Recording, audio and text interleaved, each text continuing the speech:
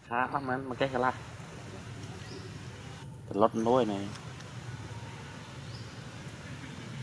là YouTube con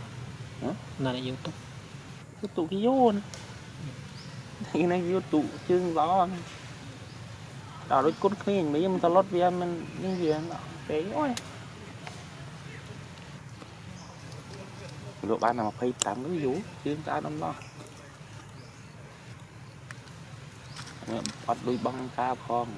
mồm kia thì đã phi này những chương thơm xe sâm sam sâm với cái vú đuôi mà bên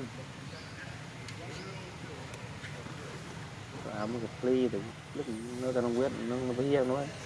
sợ vì là biết đấy thì ly là gan đây nhé ní